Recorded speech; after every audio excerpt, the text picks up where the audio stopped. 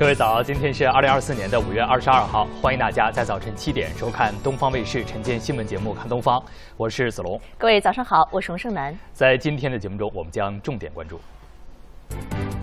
海关发布10项新措施，便利国际邮轮靠港补给，优化便捷物资公船。国产邮轮爱达魔都号率先实施。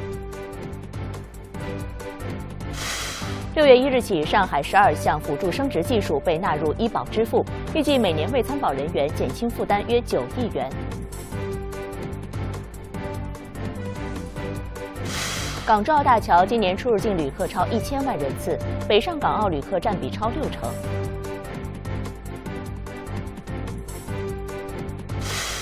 南方降雨范围缩减，广东、福建局地仍有暴雨，上海官宣入夏，较往年提早1周。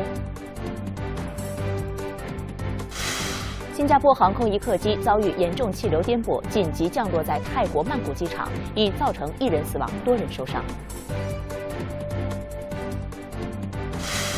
伊朗总统莱西灵柩转运至首都德黑兰，联合国纽约总部将半旗致哀。为便利国际邮轮在我国靠港补给，日前，海关总署研究制定了海关支持邮轮产业发展的措施，其中优化及便捷邮轮物资公船是重点支持方向。目前，这些新措施已在爱达魔都号落地。这次海关发布的10项支持措施中，涉及邮轮物资公船的有7项，其中提出便利国产商品公船，支持酒类、化妆品、药品、医疗器械等物资公船。以前一些国产的烟草，包括药品，还有一些就是低危的一些香水，以前是不支持公船的，以后这些物质都可以公船了，那么也是极大的满足了邮轮旅客其他的一些需求。除了物资范围扩大，退税也是一大利好。今后海关对邮轮职工物资方式报关的公船物资赋予专用免征性质代码，简化监管手续。对以邮轮职工物资方式报关出口的公船物资，企业可按规定办理出口退税。这个新的政策发布了以后的话，我们的本土物资无论是在价格啊，还有质量啊各方面的优势呢，都能就是说进一步的推动。以往很多免税商品物资是无法在国内邮轮码头进行转运的。新政策下，免税商品的转运会直接从日本、韩国这些港口变为到中国转运，对本土的一些免税物资公船提供了便利，节省了物流成本，非常方便了。如果我这个航线我是到日本去的，但是我商品不在日本，我就是算好时间，对吧？货来了，直接从外高桥那里过一过，直接就上船了呀，对吧？这个整个的成本就低了。退税利好会直接体现在邮轮的运营成本上。明年邮轮公司在客票方面将会有更多调价空间，免税商品价格也有望下调，由此进一步带动本土邮轮消费。目前，海关支持措施已在爱达魔都号率先落地，今后将推广至其他国际航行邮轮。这也意味着将有更多邮轮企业从上海采购邮轮物资。把我们原来支持这个邮轮船供发展的一些政策措施变成制度化、规范化，对我们整个中国企业更好的对接邮轮船供优质的产品、优质的服务，更好的成为邮轮消费的这么一个环节，其实呢扫清了障碍。记者沈春琛报道。据统计，上海约有4到8万对夫妇对辅助生殖技术有潜在的需求，然而少则几万，多则几十万元的医疗费用让不少患者望而却步。为了减轻患者的经济负担，6月1日起，上海将12项辅助生殖技术纳入医保支付。马上就快40岁的这个年龄了，然后还是想拼一下2胎。2017年，李女士在仁济医院生殖医学中心通过辅助生殖技术孕育了1胎。时隔7年，她想要个2胎，可高昂的医疗费用让她有些望而却步。1胎的宝宝就做了3次试管，大概小10万块钱。现在我们考虑2胎的这个情况，其实很大的一个问题就是面临着2胎的经济的负担。通常来说，胚胎移植的成功率与女性患者的年龄有着极大的关系。其中30岁以下1次胚胎移植成功的概率达到70%，35岁以上为30%，40岁以上仅15%。在上海来医院进行辅助生殖的有1半以上超过35岁，这意味着很多患者起码得做3、4次才能成功。一个周期平均可能要4万左右，那40岁的人，他可能意味着要反复多周期它的治疗成本就高。为了给患者减轻负担，6月1日起，上海将12项辅助生殖技术纳入医保支付，分为甲乙2类。其中甲类项目5个，乙类项目7个。乙类项目呢是这个参保人要先行自付10%的现金，然后再按我们基本医疗保险面上的报销比例来进行报销。其中呢，对于5个项目进行了这个限定支付范围的一个规定，是限定同一家医疗机构这个医保报销的次数不超过3次。以上海职工医保参保人群为例，记者算了一笔账。取卵术项目每次价格2500元，按甲类支付，在3级医院门诊医保报销70%，医保实际支付1750元。胚胎培养项目每次价格4200元，按乙类支付，在3级医院门诊医保报销70%，参保人先行支付10%的现金，医保实际支付2646元。据统计，上海每年开展辅助生殖发生的总费用约23亿元。其中涉及的拟纳保项目相关费用约13亿元，按本市门诊平均报销比例测算，预计每年能为参保人员减轻负担约9亿元。异地就医的患者也能享受到这一政策。对于异地就医的这个人员的话，按照国家异地就医的这个规定，就是就医地的目录，参保地的待遇，就是如果外地人来到我们上海的这个相应的医疗机构进行辅助生殖治疗，那么它也是可以纳入到医保报销的。记者潘瑶瑶报道。昨天，2024上海国际生物技术与医药研讨会在上海开幕，恰逢上海科技节期间。作为沪上连续举办26届的生物医药盛会，大会集聚了来自全球的200余位中外各界专家学者、院士代表、科研院所代表和生物医药企业代表，共议生物医药产业发展新趋势，展现了上海浓厚的科创氛围。会议现场，不少生物医药头部企业带来了创新药械和最新成果。备受关注的上海本土创新药企和黄医药也在其中。其原创新药福奎替尼在去年11月成为了上海首款在美获批上市的小分子原创新药。今年7、8月，福奎替尼还将在欧盟上市，欧盟获批上市，同时也会在下半年呢在日本上市。所以在整个全球的这样一个主流市场当中，福奎替尼都将占有一席之地了。那现在在美国的销售，它的商业化也非常好。那么现在目前我们的新工厂也已经在去年已经竣工了。那么未来在这个新的基地里边呢，也会有更多的产品来自于我们上海、来自于浦东的产品呢，来走向全球。2024上海国际生物技术与医药研讨会为期3天，围绕强化生物医药原始创新，打造世界级产业集群，将举办专题分会、技术交流转场、技术转化成果展示等20余场活动。其中不少活动将围绕生物医药新赛道展开。比方说我们的这个细胞基因治疗、类器官还有我们的虚拟临床试验这几个赛道呢，应该讲都是相对来说比较新的我们现在聚焦的新技术，通过我们的科技创新，通过我们的国际化的交流，我相信在未来它也会变成一个普通的技术。东方卫视朱其月上海报道。国家组织人工关节集采接续采购昨天在天津开标，本次接续采购共有6000多家医院参加，填报需求量58万套。比首轮集采略有增加，其中髋关节28.6万套，膝关节29.4万套。与首轮集采结果相比，本次接续采购中选价格稳中有降，平均下降6%左右，实现了稳定集采成果，确保群众长期受益的目标。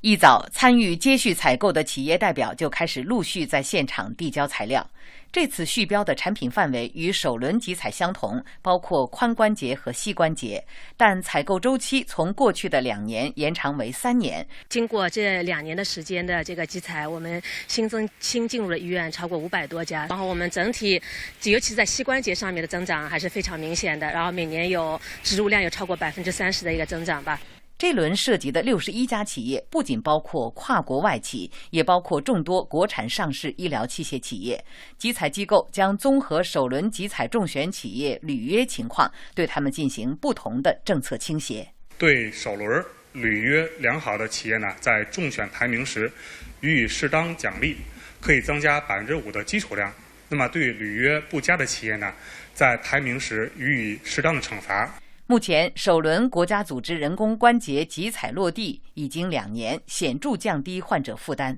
宁波市民杨女士在2018年确诊两侧股头坏死，2020年和2023年，她分别做了左右两侧的髋关节置换手术，手术费用变化明显。20年的时候动的那个手术是，5万多，总共就是自己承担了是1万多一点。然后我第2次手术是23年的时候动的，就是总个费用是1万多一点，然后我自己承担了2-3千这样子。数据显示，首轮集采后，人工髋关节、膝关节都从3万元以上下降至数千元，降幅达80%左右。2年来，全国共使用集采人工关节超过111万套，节省费用超过320亿元。东方卫视综合报道。随着港澳与内地双向奔赴热潮的持续，叠加港车北上、澳车北上、经珠港飞等多项通关利好政策的影响，今年以来经港珠澳大桥出入境的客流持续快速增长。港珠澳大桥边检站数据显示，截至本周二9点40分，今年经港珠澳大桥珠海公路口岸出入境旅客突破1000万人次，同比增长超过127.7%，较去年提前4个月实现客流破1000万人次目标，刷新口岸开通以来最快纪录。持续增多的北上港澳旅客成为推动口岸客流快速增长的主要因素。今年以来，经口岸出入境的港澳旅客超600万人次，占口岸客流总量60%以上。珠海口岸周末及节假日期间，日均客流车流分别达到6.1万人次、1.61万辆次，是平日的1.5倍和1.3倍。北上热络，南下同样热闹。今年以来，持港澳旅游签注往来的内地旅客超过190万人次，同比增长130%。今年以来，随着国家移民管理局便利外籍人员来华5项措施施行，以及对外免签国家范围的扩大，已有超过15.8万人次的外籍旅客经港珠澳大桥入出内地商务交流、旅游观光等，同比增长412.6%。其中，外国旅游团超过600个，同比增长300%。东方卫视综合报道。为进一步促进香港旅游业发展，香港特区行政长官李家超昨天宣布，今年计划增加60多项盛事活动，预计将吸引约170万旅客参与。此外，特区政府还将推出更多的惠港政策，包括提高内地访港旅客的免税额，为香港经济注入新的活力。李家超在出席行政会议前向传媒表示，今年全年特区政府举办的盛事活动将从150项增加到210多项，增幅超过40%。其中下半年就会推出100多项，涉及文艺和创意活动、节庆汇演、体育比赛、大型会议、贸易展览、金融峰会等不同领域，将为香港带来约72亿港元的消费额，经济增加价值约为43亿港元。李家超指出，今年以来，中央政府推出了包括赴港澳人才签注、港车北上等多项惠港措施，与盛事经济产生协同效应，进一步提升了香港的经济效益。特区政府会继续向中央提议并争取更多的惠港政策，尤其是提高内地访港旅客免税额。目前，内地访港旅客享有的免税额度是5000元人民币。提高內地訪港旅客免稅額，增加內地訪客嘅購物意欲，進一步刺激零售市道，尤其係貴價貨品。據統計，今年前4個月，訪港旅客人數已達1462萬人次，比去年同期增長1倍。李家超指出，每增加150萬名旅客，就可為香港 GDP 帶來0.1%的增長。東方衛視綜合報道。昨天上午，位于海南昌江的全球首个陆上商用模块式小型核反应堆玲珑1号的主控室正式启动，标志着玲珑1号的系统设备进入安装高峰期。玲珑1号的主控室相当于核电站的大脑，是核电站系统和设备的监视和控制中心。在主控室里，安装调试人员通过各种监测设备获得区域内各设备和系统运行情况，并根据这些信息发出恰当的操作和指令。相比于其他反应机组，玲珑1号的集成化程度更高，设备组成更为简洁，各项操作和安全性大幅提升。此外，相较于大型反应堆，玲珑1号的功率只有12.5万千瓦。虽然功率低，但胜在占地面积小、安全性高、建造周期短、部署灵活，被视作核能领域的移动充电宝。玲珑1号是全球首个通过国际原子能机构安全审查的陆上商用模块化小堆，预计2026年建成。建成投运后，每年发电量可达10亿度，可满足50多万户家庭用电需求。同时，每年可减少二氧化碳排放量约88万吨，相当于一年植树750万棵。东方卫视记者付雅、王泽斌海南报道。根据气象卫星监测显示，昨天我国南方地区的强降雨区域继续东移，广东中部、广西北部、福建中南部、海南岛等地的部分地区出现了大到暴雨的天气过程。广州、佛山、珠海、海口等局地有大暴雨。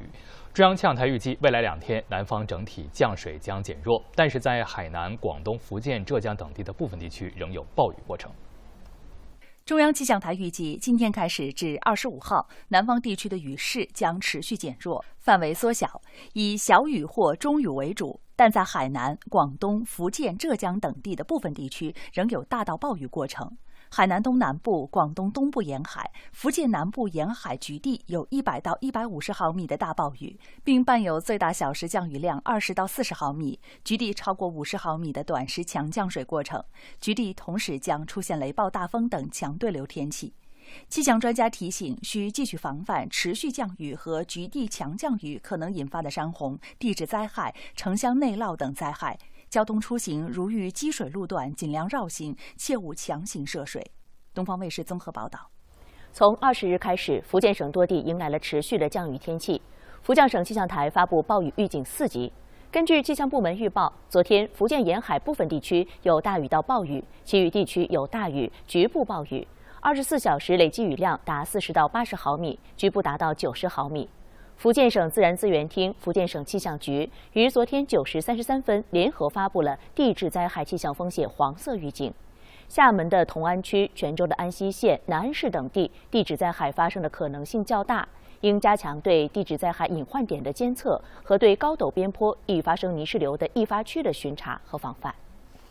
受上游强降雨的影响，从20号开始，广东西江水位明显上涨。不过，当地水文部门预计，西江涨水过程不会超过警戒水位。目前，西江航运和群众的生产生活没有受到影响。昨天上午10点，西江豫南都城段水位为7.49米，比前一天同时段上涨了1.56米。水文部门预计，本次西江涨水过程不会接近17米的警戒水位。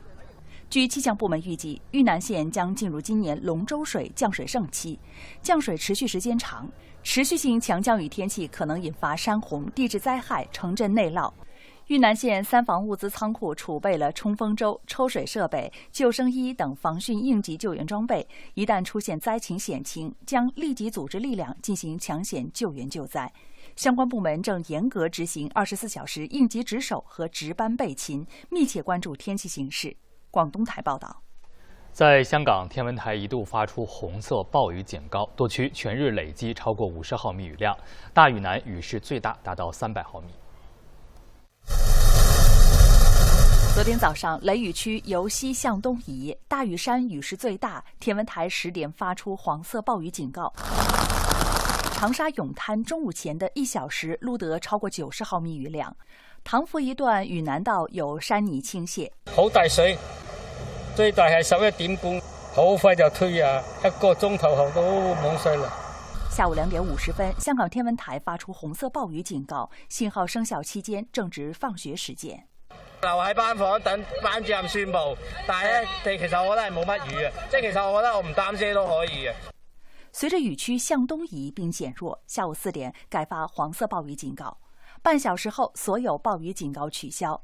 截至傍晚，大嶼山一帶累積雨量最高超過300毫米，屯門和港島南、將軍澳、西貢一帶約50至70毫米。景區嘅發展咧同埋嚴重咧個隨機性都係相當之高嘅。咁呢啲咧好多時都係一啲暴雨嘅特性啦，影響區域可能係比較集中一啲啦。喺大嶼山南邊咧就有雨區嘅發展嘅，而呢個雨區咧亦都係移動係比較緩慢，所以主要影響嘅地區咧就係大嶼山啦。預測未來2-3天，香港仍然有陣雨，週4及週5陣雨較多。东方卫视综合报道。我们来关心上海的天气。昨天清晨，深成云层增多，光时隐时现。从上周五开始，深成已连续4天平均气温超过22度。昨天虽然有云层遮挡，但是平均气温大概率也达到标准。这也就意味着深成已于5月17日入夏，比常年平均入夏时间5月24号提前了1个星期。入春晚、入夏早，导致今年春季时间比常年偏少了2周。据最新预报，一直到下周初，上海整体的雨系较多。周4和周5局部有短时阵雨，主要的降水过程将出现在下周1前后，并伴有雷电活动，气温多在20到29度之间。好，这里是正在为您直播的看东方，稍后为您带来。新加坡航空一客机遭遇严重气流颠簸，紧急降落在泰国曼谷机场，已造成1人死亡，多人受伤。伊朗总统莱西灵柩转运至首都德黑兰，联合国纽约总部将半旗致哀。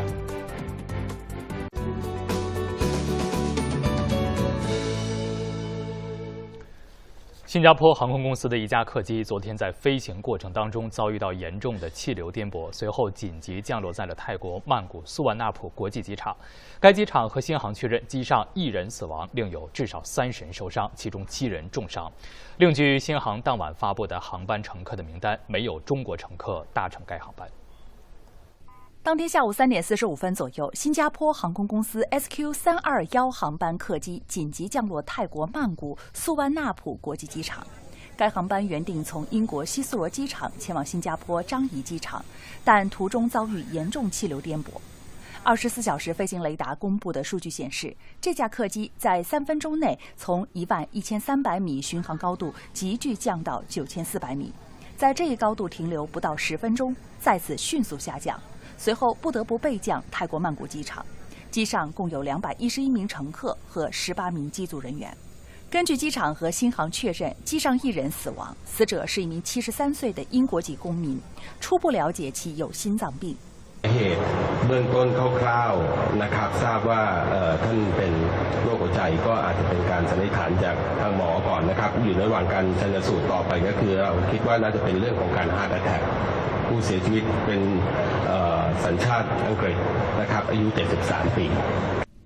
有乘客告诉媒体，严重气流颠簸导致没有系好安全带的人头顶撞到机舱。新加坡航空公司表示，将为客机上所有乘客和机组人员提供所有可能的协助。新加坡总统尚达曼当天在社交媒体发文，向事故遇难者表示哀悼。根据相关客机网站的历史记录，涉事客机为一架波音777-300型客机，机龄16年，于2008年2月交付给新加坡航空。目前，新加坡交通部下属交通安全调查局正在调查这起事故。美国波音公司也已经就此事件与新加坡航空联系，并表示随时准备提供支持。东方卫视编辑报道。当地时间21号，伊朗总统莱西及其他在直升机坠毁事件中罹难官员的遗体从库姆省转运至首都德黑兰。在德黑兰麦赫拉巴德机场，伊朗政府内阁、高级别军官等多名官员参加悼念活动。继21号上午东阿塞拜疆省大不里士市举行总统莱西的遗体告别仪式后，当天下午库姆省库姆市也举行了一场悼念仪式。同一天，联合国纽约总部将半旗悼念遇难的伊朗总统莱西。根据伊朗政府此前公布的安排，首都德黑兰以及南呼罗珊省比尔詹德还将举行2场莱西的遗体告别仪式。随后，莱西的遗体将被转移至他的出生地马什哈德，并于23号在当地举行葬礼。另据伊朗外交部消息，在直升机事故中遇难的伊朗外长阿卜杜拉希扬将于23号被安葬在德黑兰。安葬前，伊朗外交部将为其举行纪念仪式。东方卫视编辑报道。俄罗斯总统普京21号表示，伊朗总统莱西生前是俄罗斯可靠的合作伙伴，并表示俄方愿意协助伊朗调查直升机坠毁事故。Действительно, это был очень надежный партнер, человек прямой, уверенный в себе, прежде всего человек, который руководствовался национальными интересами, но Конечно, это был человек слова, и с ним было приятно работать, имея в виду, что если мы о чем-то договаривались, всегда можно было быть уверенным в том, что договоренности будут исполняться. 普京是当天与俄罗斯国家杜马主席沃洛金会面时表示，沃洛金将代表俄罗斯出席来袭的葬礼。普京要求沃洛金向伊朗领导人转达，俄方将尽一切努力，确保俄伊关系继续朝着原先的这种方向发展。普京还表示，如果伊朗方面提出要求，俄罗斯愿意尽一切努力提供专家支持，以查明这场灾难的真正原因。东方卫视编辑报道。当地时间21号，俄罗斯外长拉夫罗夫在哈萨克斯坦参加上海合作组织外长会议期间，对媒体表示，美国政府对伊朗等国航空业施加的制裁置他人安危于不顾，是在故意伤人。拉夫罗夫当天说，伊朗前外长扎里夫已经明确指出，美方在美制飞机零部件供应等方面的制裁置他人安危于不顾。尽管美方否认这一点，但是其他遭到美方制裁的国家没有获得美方设备的备用零部件，包括航空设备。拉夫罗夫强调，如果缺乏零部件供应，将直接导致安全水平下降。美方是在故意伤害使用这些交通工具的人。伊朗政府20号确认，总统莱西和外长阿卜杜拉希扬等人所乘直升机19号在伊朗西北部山区坠毁，机上人员全部遇难。扎里夫20号表示，直升机失事与美国长期制裁伊朗有关。东方卫视编辑报道。俄罗斯国防部21号发布消息说，俄罗斯已经开始第1阶段非战略核力量演习，就准备使用非战略核武器进行实际演练。消息说，根据俄联邦武装力量最高统帅的指示，俄南部军区在总参谋部的指挥下开始第1阶段非战略核力量演习。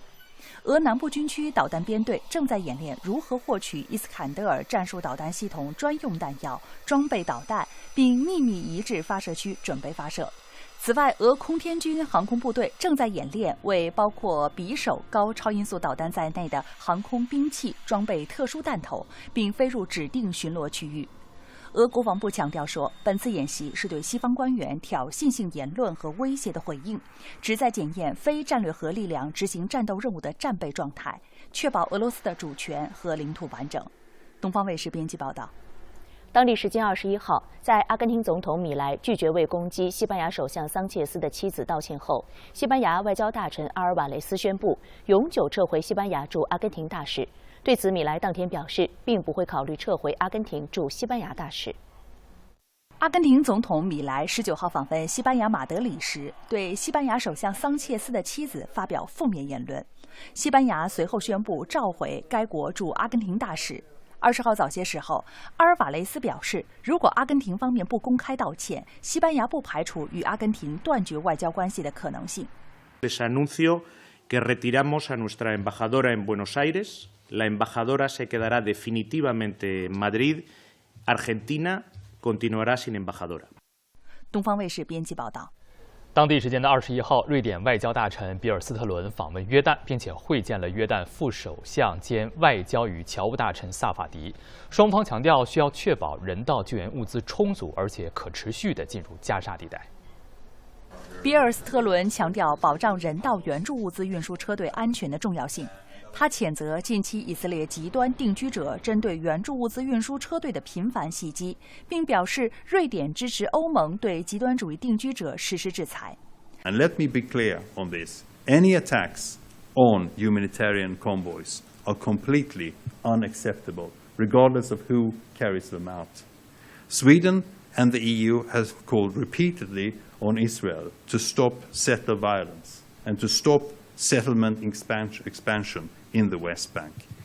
访问期间，比尔斯特伦与约旦副首相兼外交与侨务大臣萨法迪签署谅解备忘录，双方表示将共同协调合作，推动加沙地带尽快实现停火，释放被扣押人员，并为通过谈判达成两国方案提供支持。东方卫视编辑报道。当地时间21号，也门胡塞武装发言人萨雷亚宣布，胡塞武装近日在也门南部贝达省上空击落了一架美军 MQ-9 无人机。萨雷亚说，这架无人机被也门本土制造的地对空导弹击落，但没有透露击落无人机的具体时间。萨雷亚同时表示，在以色列结束对加沙地带的军事行动之前，胡塞武装不会停止袭击。对此，美国军方暂未表态。据了解 ，MQ9 属于察打一体无人机，既可执行侦察监视任务，也可挂载导弹打击地面目标。每架造价约3000万美元，飞行高度可达1.5万米，续航时间长达24小时。自去年10月巴以新一轮冲突爆发以来，胡塞武装共击落5架美军 MQ9 无人机。东方卫视编辑报道。看东方正在直播，稍后您将看到。网传每天发放2元老年助餐补贴实为误读。记者调查发现，老年助餐补贴并非新增，补贴不以现金形式直接发放。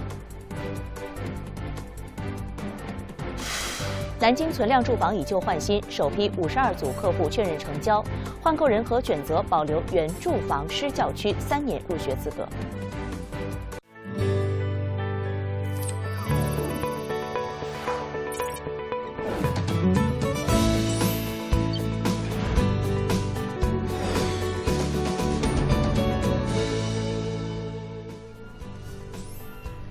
欢迎大家在7点32分回到正在为您直播的看东方。各位早上好，我是子龙。各位早上好，我是洪胜男。我们回到新闻当中，这2天啊，随身办呢上线了一个新的功能，老年人可以通过随身办申请人户分离老年助餐补贴，也就是本市户籍老人呢可以按照居住地的标准享受补贴。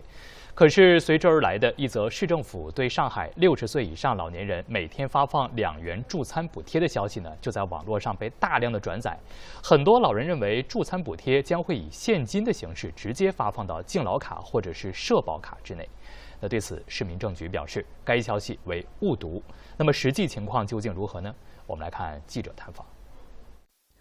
中午12点多，记者来到静安区江宁长者食堂，老人们表示，上午大家都在讨论老年助餐补贴这件事。我们地下室健身房一帮人都在弄，他说每天有2块钱进来。有老人告诉记者，自己已经在随身办上申请了补贴，正在等待审核通过。而对于补贴的获取方式，大家不太清楚。我以为是每天他打进去，敬老卡里面2块钱了。不管你吃不吃啊，对对对。我用餐的时候直接菜价，比方说是15块，我就付13块就可以了，还是怎么样？这个呢，具体还不知道。对此，江宁长者食堂负责人告诉记者，食堂一直采用的补贴形式都是直接抵扣。至于通过随身办申请补贴的人户分离老人，很快也能享受到本地的补贴政策。是老人在这里用餐，然后他才有补贴，然后我们现在等统计完了以后就开始实施。而在黄浦区外滩470社区长者食堂，工作人员则表示，没有接到任何新的通知，对老人还是按照原来的政策进行优惠。有一张社区服务卡，办理那张卡之后到我们这边用餐，午餐和晚餐是有85折的优惠。没有其他的吗？但是还没接到通知。记者随后联系市民政局，市民政局表示，老年助餐补贴并非新增，老人需要在长者食堂消费才能有补贴，而补贴不以现金形式直接发放，全市也没有统一的助餐补贴标准。记者又致电多区相关部门，发现各区各街镇均结合实际制定本区域的老年助餐补贴政策，补贴具体优惠方式并不一致。民政的话，他们会根据老年人刷卡的这个记录，然后是有那个银联记录的嘛，民政这块就会对接，一般在隔月，他会根据老年人刷卡的记录打相应的补贴。它不是以现金的形式，我们这边就是你到食堂吃饭啊，就是打卡，它是优惠打折的，60到69是9折嘛，9折，然后70岁以上就是85折。社区食堂助餐，我们这边是专门有优惠套餐的。你申请补贴的时候会让你提供一个银行卡号，然后这个银行卡录入我们系统之后，你拿着这张卡去松江的所有的社区长者食堂吃饭，是以这个减免的这个形式。记者发现，截至目前，老年助餐补贴的唯一变化就是老人可通过随身办申请人户分离，按照居住地标准享受补贴，但一位老人同一时间只能享受一个地区的补贴政策。金3银4之后，求职季也进入到了紧张的冲刺阶段。昨天下午，上海市金3银4之后呢，求职季进入到了紧张的冲刺阶段。昨天上午，上海市奉贤8校2024年就业实习联合招聘会在华东理工大学奉贤校区举行。8所沪上高校拿出各家资源，共享联动，通过就业招聘加实习见习的模式，不仅助力应届毕业生充分就业，更为2025届准毕业生们的就业提前预热。招聘会上，来自机械制造、能源化工等重点产业领域的近180家招聘单位拿出超5000个岗位，其中上海本土企业超80%。形形色色的展板上，从薪资待遇到成长方案，企业的抢人大招还是很卷。然后我们这次看到有对口的两个这个专业，对我们来说，对企业来说很有帮助的，所以我们给到毕业生的这个8K 的底薪，然后年薪。通过自己的努力，可以达到15万到25万之间，这个是我们觉得还是有一点点诱惑性的。是我们针对实习生有个计划叫新英计划，那未来呢，他们进来以后可以通过我们这个闯关升级，就跟现在打游戏一样，他可能每个岗位需要历练一段时间，最后呢，这个通过实岗历练去提升他的专业能力和管理能力，最后就能够快速的走上管理岗。我们说这个毕业即上管理岗。递出简历的2025届准毕业生们也希望为下半年开启的求职季预热打样，看一下大家是怎么说的，然后市场需求是什么样的。我要是在这个时候发现我学的还不够，可能就会转去考研，反正就是一个给我提供了更多的那个方向嘛。而为了让岗位供需端更精准的双向奔赴，一批校外职业导师也正式受聘上岗。我很希望可以能够把我这20年的经验，可以和员工和所有的学生来做一个分享，帮助他们缩短他们的适应期，可以从一个学生的身份转换成一个职业人的身份。2个半小时的联合招聘会，总计吸引了超1000名学生参与其中，共投出超6000份简历，其中200余人初步达成就业意向。东方卫视记者戴金磊上海报道。上海科技节掀起了科技热潮，上海的不少学校1年1度的校园科技节也火热开展，通过互动体验、项目化学习等等方式，创新科学教育新模式。从听话的小球中学习气流知识，照一照特殊的镜子来理解光的反射。在万里城实验学校，学校将不少科学体验活动搬进体育馆，孩子们还能在动手的过程中制作属于自己的科学作品，作为项目化学习的成果。用这些环保的理念做一个项目化学习，把各科给融合在里边。这些是一个我们小学生甚至初中生都能做的一件事情，它是就在我们身边的一件事情。作为一所9年一贯制学校，校方还根据不同孩子的年龄段和兴趣特点，设计了分级分类的科学活动。1、2年级就让他们按照自己的这个喜欢的一些科学的类型来做一个创意化的设计。3、4年级的话，我们是进行一个自然笔记的探索。那么到了5、6年级，节能环保的样板房的设计，希望在我们每一个孩子的心中播下科学的种子。值得一提的是，上海市第19届青少年科技节也与上海科技节同步启动，期间将开展线上线下100多场活动。此次上海科技节还为10位院士、青年科学家、科普专家颁发中小学科学副校长聘书，未来将持续通过校内外资源整合，为科学教育赋能。东方卫视记者朱其月报道。噪声污染治理是民之关切。近期有市民反映，在上海地铁1号线换乘9号线、11号线的换乘通道内，两侧屏幕播放广告的音量较大，噪声影响了换乘体验。对此，地铁方高度重视，立即着手采集、分析数据，并进行降噪处理。5月10号接到信访件后，地铁方第一时间到现场进行实测。屏幕播放广告时，音量为66.8分贝，关闭后降到了64.9分贝。经初步分析，这条通道噪音来源复杂，包括车站广播、附近店铺经营噪声等。此外，通道为圆顶结构，容易造成噪声反射叠加。为更好分析研判，做好后续类似情况下的降噪方案，地铁方从11号开始，每天固定时间对通道声音分贝进行采集。我们呢也是高度重视，那么基本上每天呢，我们也会到这个长通道呢有3到4次的采集，声音的就是那个分贝的采集。那目的是什么呢？就是掌握这个通道每天的分贝的一个情况，最后呢要形成一套和我们整个通道相匹配的视频产品的这么一个声音。后续市交通委也将会同申通地铁对全网车站类似的电子屏开展排查，分析噪声影响因素，并采取合理的管控措施，确保电子屏播放不扰民。去研究制定相关的一个标准，如何能够在既不扰民，又能实现正常的商业广告和商业运营之间取得一个更好的平衡。如果试点能够找到合理的标准值，将会在上海轨道交通的整个路网进行进一步的推广。记者杨柳一报道。今年的4月份，上海市卫健委全面实施2、3级医院门诊号源优先向社区卫生服务中心开放。那这一新举措呢，已经实施了1月有余。一些平时得靠秒杀的热门专家号，真的能够在社区约上吗？我们来看记者的实地探访。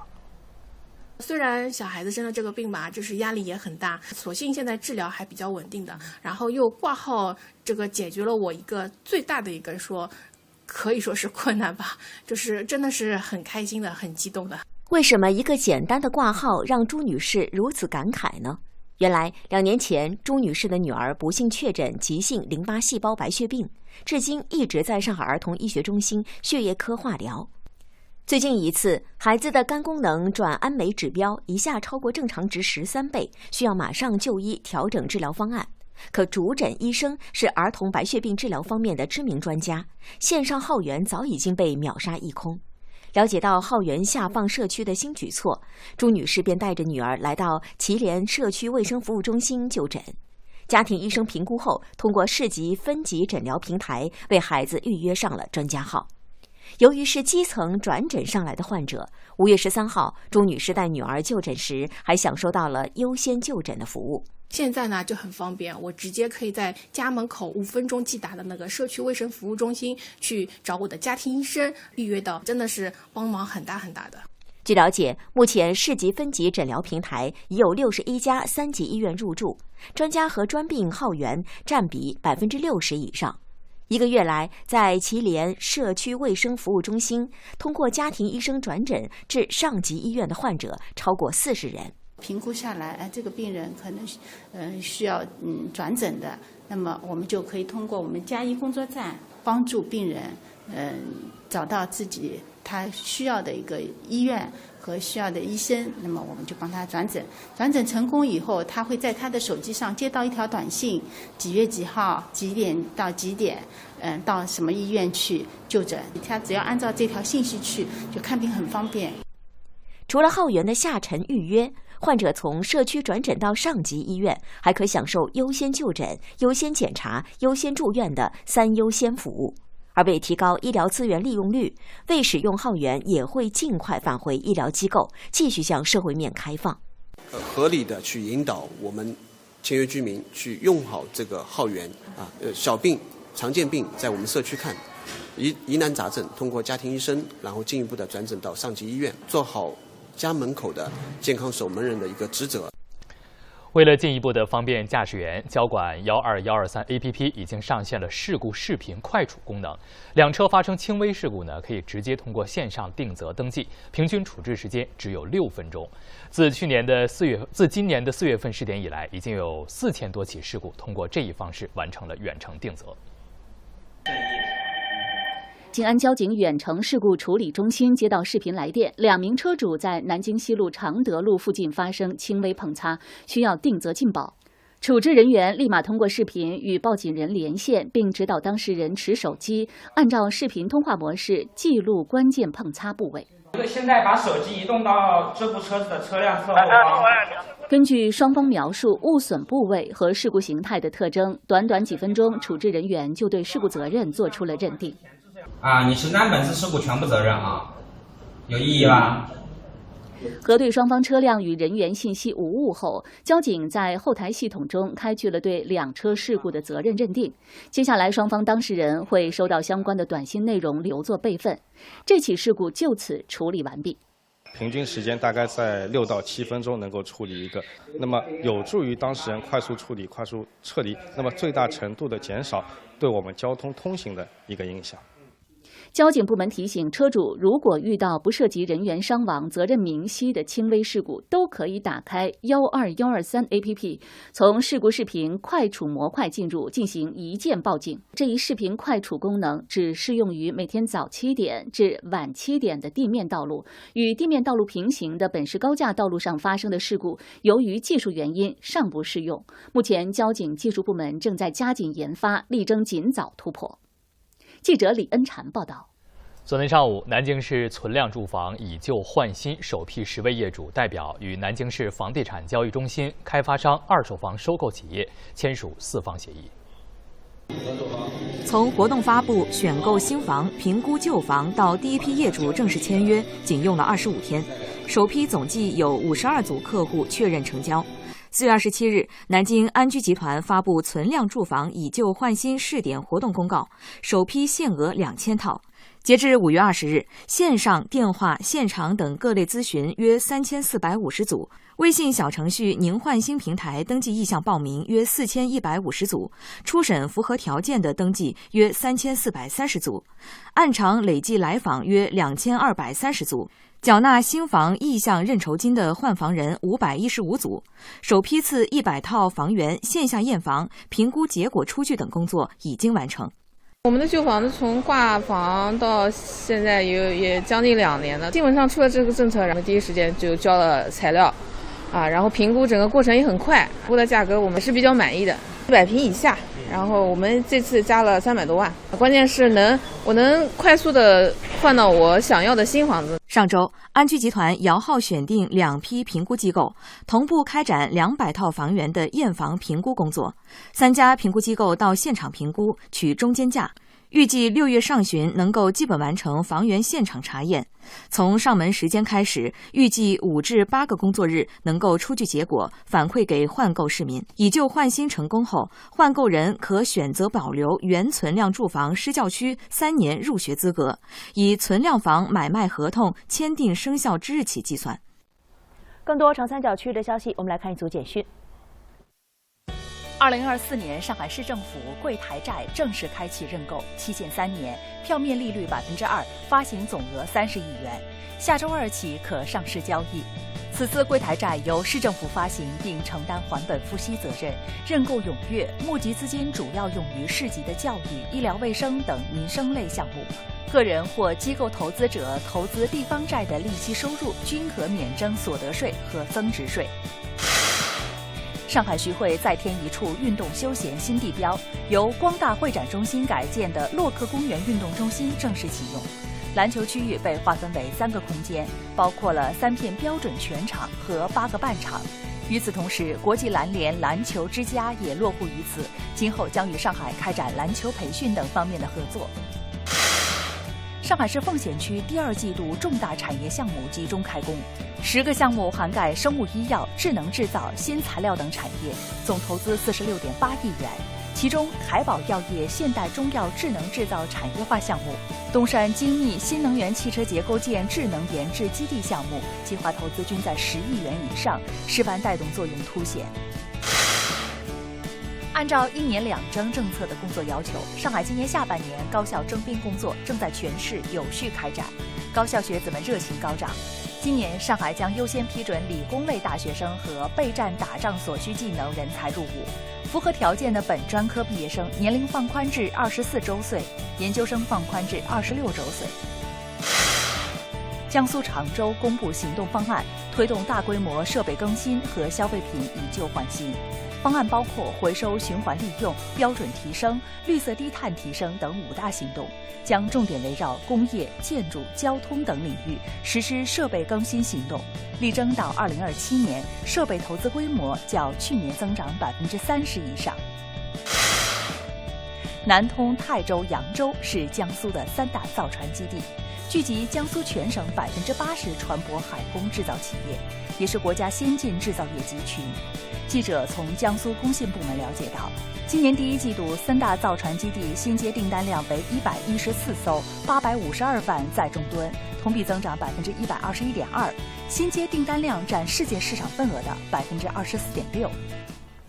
下面请江波为大家带来这一时段的报天下。江波。好的，接下来一起进入这时段的《报天下》。我们先一起来看一下半月谈微信公号的这篇文章，题目叫《铁骑长牙，党员之旨》。文章说经党中央同意，自2024年的4月到7月，在全党开展党纪学习教育。开展党纪学习教育的重点就在于要深入学习贯彻新修订的《中国共产党纪律处分条例》。通过党纪学习教育，每一位党员干部都应该要搞清楚党的纪律规矩到底是什么，弄明白能干什么，不能干什么。所以要逐章逐条学，联系实际学，融会贯通学，要既知其言，又知其意，既知其然，又知其所以然。要上好多样生动的纪律教育公开课，对照案例，深刻自省，全面检视，把以案明记作为必要的内容。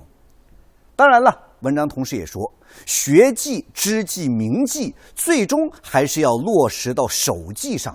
党员干部在纪律面前没有级别资历之分，无论是谁，任何时候都要心中有纪，行为有止，把党章、党规、党纪作为硬约束。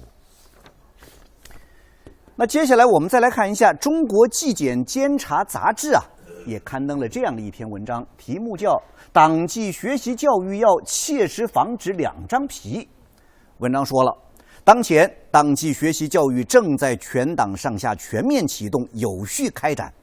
但是接下来能否真正的走深走实，见行见效呢？一个重要的标尺就是看能否坚持两手抓两促进，把开展党纪学习教育同落实党中央重大决策部署，完成本地区、本部门、本单位重点工作紧密结合起来，使党纪学习教育每项措施都成为促进中心工作的有效举措，切实做到两促进，防止两张皮。文章评论说，所谓的两张皮现象，其实就是指把党纪学习教育和实践运用割裂开来，比如把党纪学习当成任务来应付，敷衍了事，浅尝辄止；学习党规党纪不结合实际，不针对问题，搞空对空，在学习中搞形式化、套路化、表面化，看起来好像热热闹闹，但实则是虚走过场。以上种种现象和行为都是党纪学习教育学用脱节、知行相悖的表现，都会使效果大打折扣，甚至南辕北辙。所以对此现象必须要坚决杜绝。好，接下来看一下《经济日报》的文章，公安部公布典型案件惩治激闹，改善出行体验。文章说公安部日前公布了多起依法整治激闹的典型案件，这里面就涵盖有在飞机上吸烟的、霸座的、打架斗殴的、开启应急舱门的、编造虚假恐怖信息的等等违法犯罪行为。文章说打击医闹是维护民航运输秩序的需要，也是对人民群众期盼出行安全的回应。当然了，治理激闹既要依法严厉打击，同时还要加大法律法规以及飞行安全相关知识的宣传普及，引导出行者要增强他们的安全意识和规则意识，文明守法出行，理性合法维权，防患于未然。所以从这个角度来看，公安部这次能够公布相关典型案件，这既是对激闹行为的一种震慑，同时也是对飞行安全相关规定的普及。所以我们期待以此为契机，能够带动更多的出行者自觉维护航班秩序和公共安全。好，再来看一下《新京报》的这篇文章，黑码头屡禁不止，何谈保护长江生态呢？文章说据新华社报道，近日记者跟随中央第6生态环境保护督察组在重庆市的云阳县、奉节县等地走访，发现当地部分码头存在超规多站以及未批先建黑码头等相关的问题。文章对此是这样评论说的：众所周知，近年来长江生态保护和修复工作始终是各级政府工作当中的重中之重。但是就在这样的一个大环境背景之下，我们看到一些地方依旧出现了码头岸线超规多占、未批先建的黑码头等乱象，这就不禁让人生疑：那些日常的监管都到哪儿去了呢？为什么中央生态环境保护督察组一来就能发现的问题，当地的地方政府却不曾发现？这些疑问显然都要有一个明确而清晰的解答。整治码头超规多占、未批先建的黑码头等乱象，这些都考验着地方政府对生态环境保护的决心和智慧。而当地这样钻空子的敷衍整改做法，不仅是暴露出了地方监管层面的漏洞，同时也在某种程度上是打开了一个不好的头。这样的做法必须杜绝，这样的现象绝不能再让它发生了。好，接下来我们再来看一下北京青年报客户端的这篇文章：几万斤小龙虾被随便捡，不能法不责众。文章说近日四川遂宁的一个小龙虾养殖场因为被误传了可以去随便捡，结果遭到大量人群的涌入捡虾。养虾场老板对记者说了，粗略统计下来，有几万斤小龙虾就这样被老百姓给捡走了。随着政府和警方的辟谣呢，这2天慢慢的已经没有人再来了。不过就在辟谣的开始，还是有众多的人不听劝阻的去疯狂的捡食。文章对此评论说，近年来类似因传言引发的哄抢事件不时发生，导致农户损失惨重。那为什么类似发生在田间地头的哄抢行为很容易在短时间内就可以形成几百人到数千人的共同实施的规模呢？为什么一些所谓的哄抢连民警都拦不住？归根到底还是一些人盲信了随便捡之类的谣言，贪小便宜的本性以及法不责众的心态共同交织出来的结果。法不能向不法让步，这是法治精神的基石。哄抢事件造成的社会影响不容小觑，所以我们希望有关部门要采取绝不姑息的态度，坚决有法必依，执法必严，违法必究，切实让那些首要分子和积极参加的人员受到应有惩罚。唯有法律向每起哄抢事件的参与者都亮剑，这样才能逐步的消除法不责众的心态，也才有望终结谣言加哄抢式的闹剧好的，这时段报连下内容就这些，接下来把时间交给主播。好的，感谢江波。看东方正在直播，稍后您将看到。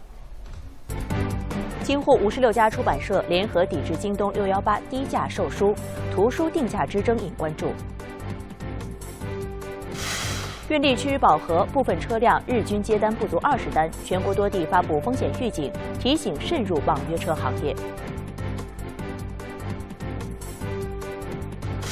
广州3月底施行禁停电动车新规，区域内人口密集，新规考虑安全性。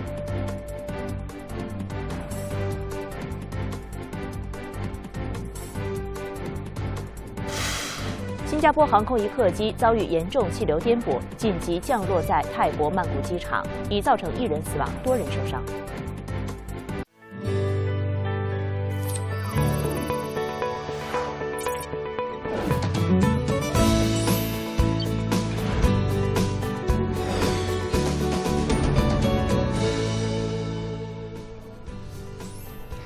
欢迎大家在北京时间的早晨8点钟继续锁定在东方卫视正在直播的晨间新闻节目《看东方》。各位早上好，我是子龙。各位早上好，我是盛楠。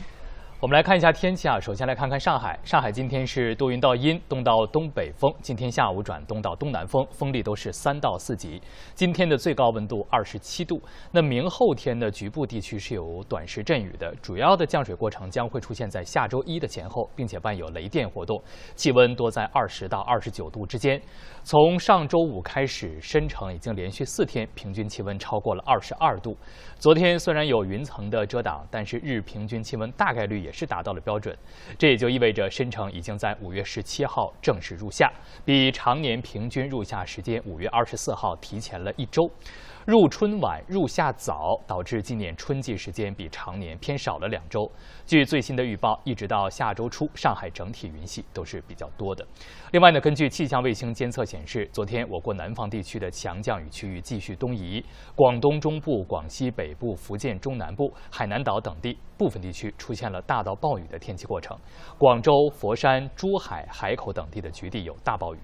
中央气象台预计，未来2天南方整体降水将减弱，但是在海南、广东、福建、浙江等地的部分地区仍然有暴雨过程。中央气象台预计，今天开始至25号，南方地区的雨势将持续减弱，范围缩小，以小雨或中雨为主。但在海南、广东、福建、浙江等地的部分地区仍有大到暴雨过程。海南东南部、广东东部沿海、福建南部沿海局地有100到150毫米的大暴雨，并伴有最大小时降雨量20到40毫米，局地超过50毫米的短时强降水过程。局地同时将出现雷暴大风等强对流天气。气象专家提醒，需继续防范持续降雨和局地强降雨可能引发的山洪、地质灾害、城乡内涝等灾害。交通出行如遇积水路段，尽量绕行，切勿强行涉水。东方卫视综合报道。今年的首场龙舟水正在持续地对广东全省产生影响。目前，广东各地正做好对连续强降水及其引发的次生灾害的防御工作，筑牢安全防线。20号起，西江水位持续明显上涨，每小时上涨幅度为6至9厘米，而且水流较急。在肇庆市封开县正在建设中的江口防洪工程，日前刚刚完成全段工程合龙，防洪能力大大提升。鑒於近期嘅降雨比較頻繁，我哋就將我哋嘅重點工作放喺山塘水庫嘅安全方面。咁我哋主要嘅做法呢，就係加強嗰個水庫嘅巡查密度，落實24小時值班制度，密切監控嗰個水庫嘅安全。为防范可能因大风暴雨能见度影响而造成的海上交通风险，海事部门加大对涉客、涉危、施工作业等重点船舶的监控力度，及时调整水域通航交通。目前，深圳海事部门在深圳水域部署了专业救助船艇、港口作业拖轮等40余艘，作为应急值守船艇，随时应对突发情况。龙舟水期间也是农业生产的关键时期，各地农业技术部门迅速下发防御工作通知，并组织专家团队深入田间地头，为农业生产提供防汛减灾指导。组建了4支农技轻骑兵应急服务队，开展灾强防御指导，将对暴雨后农作物易发生病虫害的实际加强病虫害防控的技术指导。记者从广东气象部门了解到，龙舟水期间，广东常年平均降水量325毫米，占全年18%。而今年龙舟水总体略偏重，将有5轮降水过程。第2场降水预计在26号前后，降水量将达到300毫米。广东台报道。在香港，天文台一度发出红色暴雨警告，多区全日累积超过50毫米的雨量，大屿南的雨势最大，达到300毫米。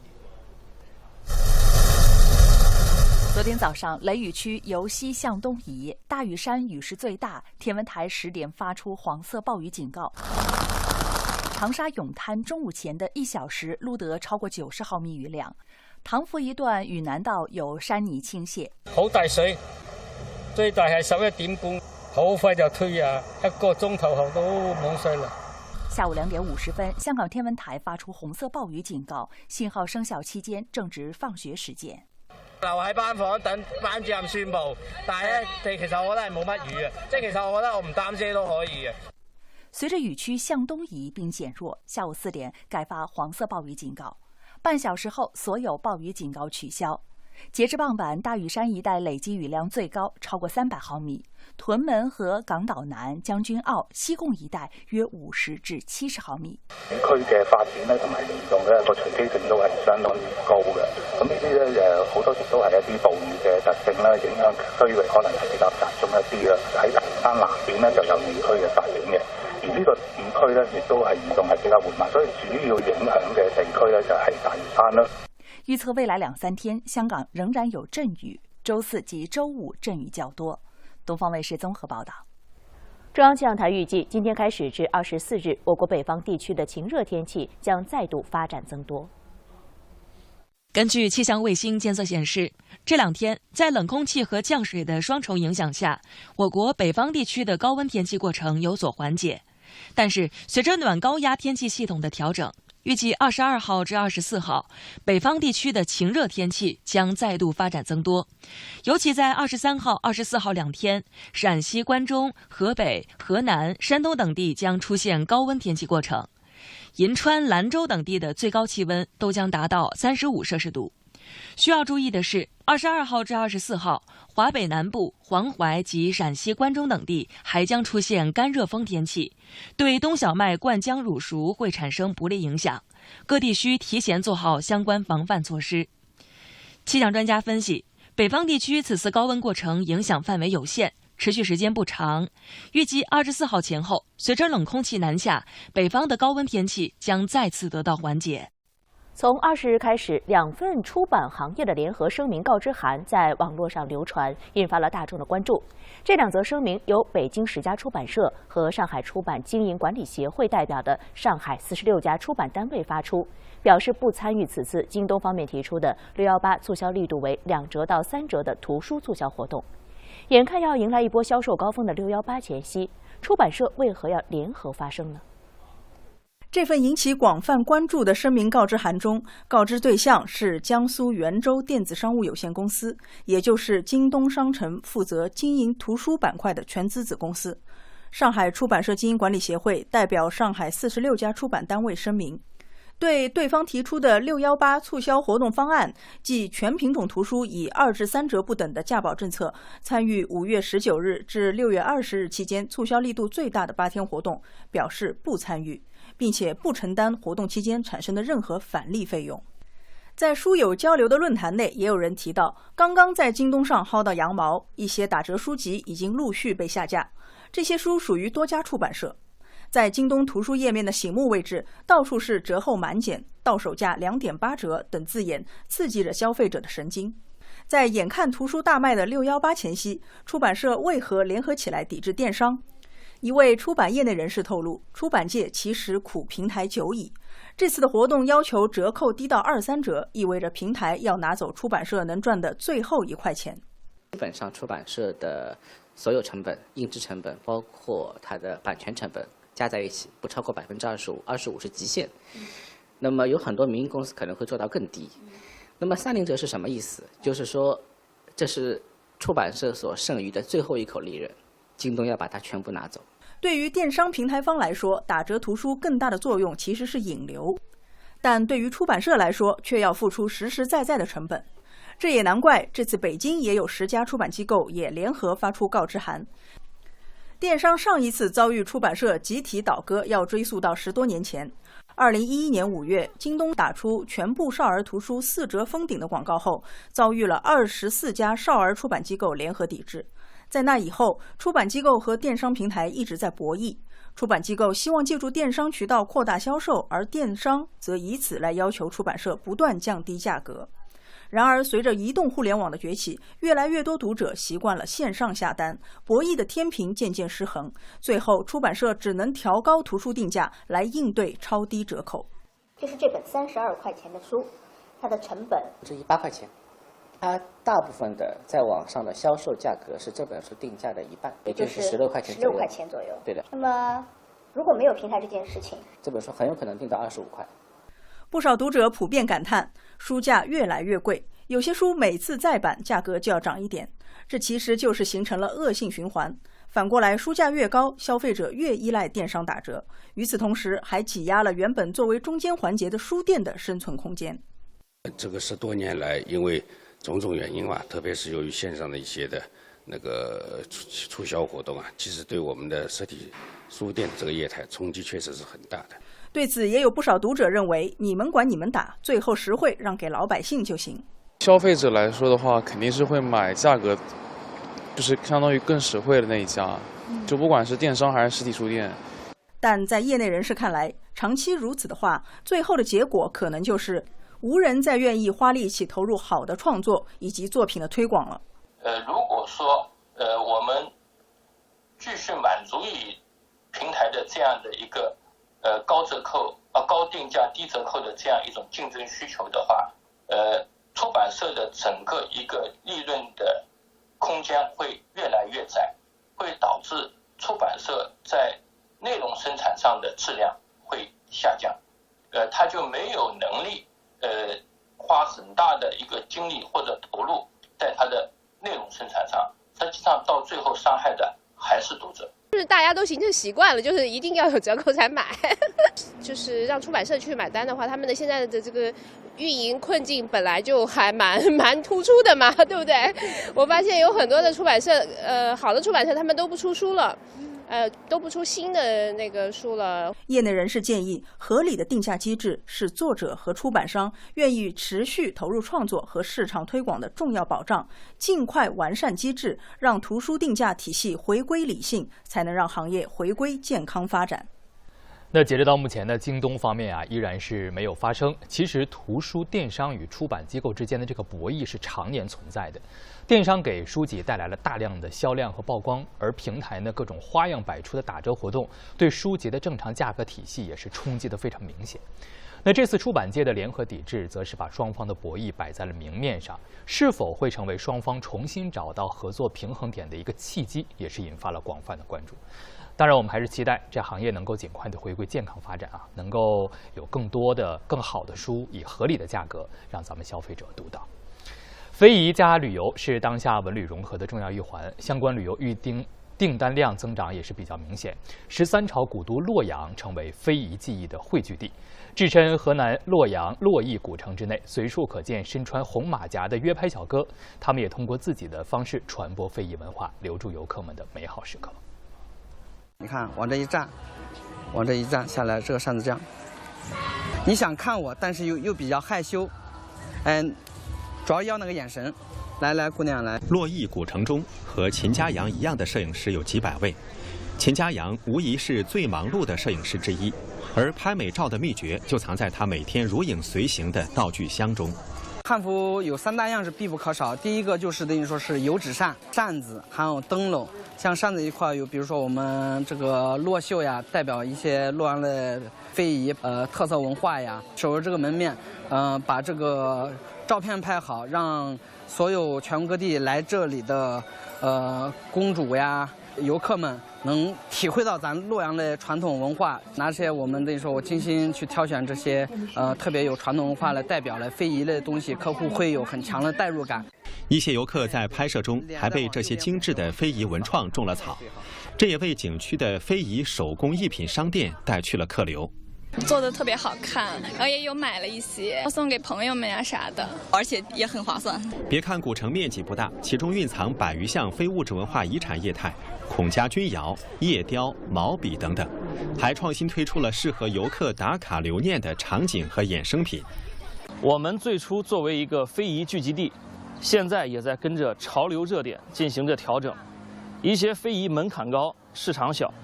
因此古城在非遗业态的基础上，增加了汉服馆等更接地气的消费类型，满足了游客的不同消费需求，聚拢人气。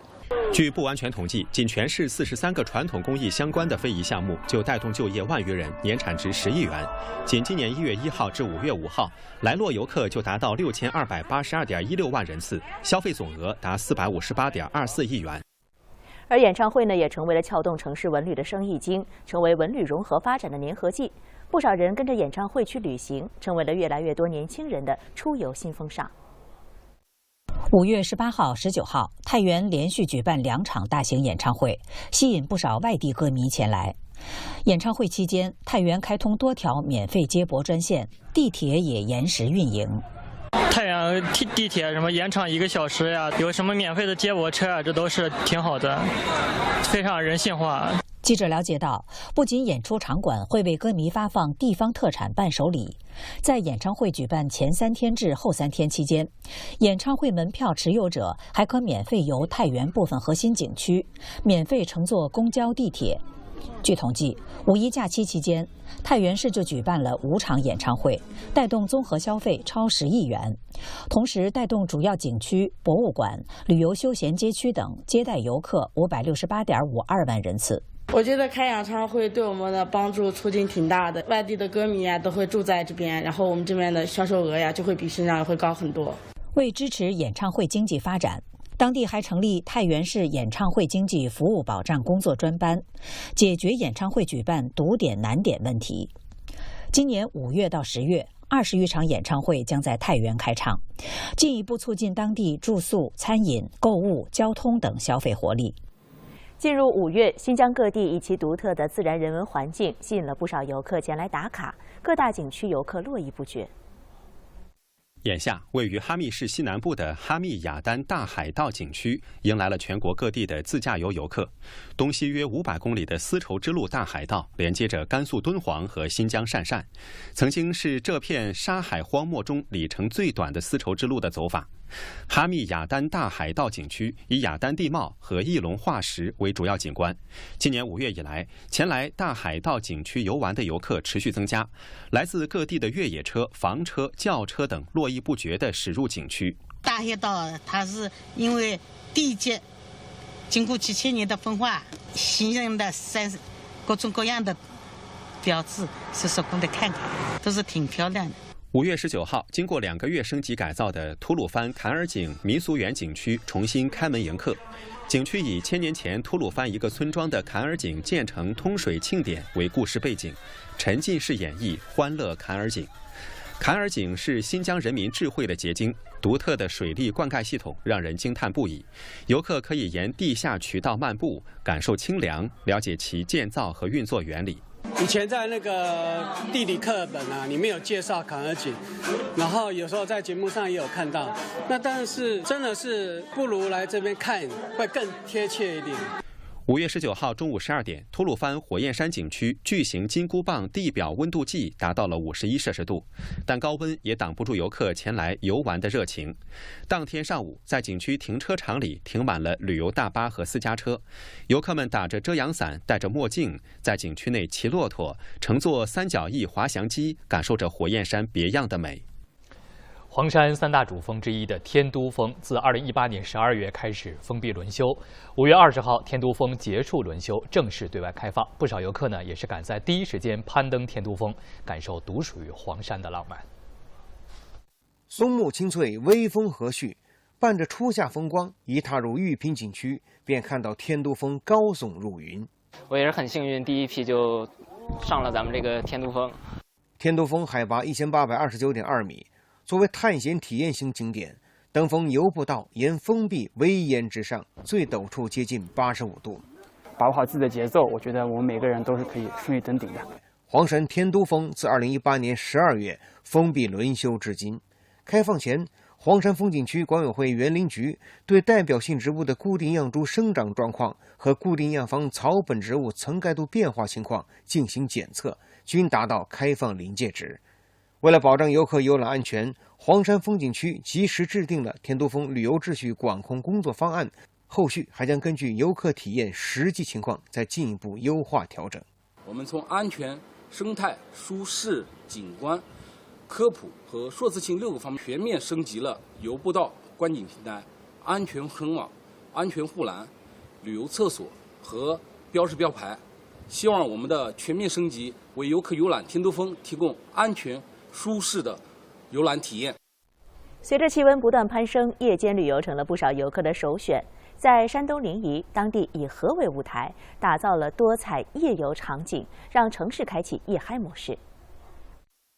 人在船中坐，船在画中游。现在在我身后正在表演的就是行进式游船演绎《夜话琅琊》。作为国内首部东夷和魏晋文化主题夜游实景演出，20余位舞者以河为卷，融合激光水幕、科技化秀场等表现形式，带游客走进临沂的1000年历史画卷。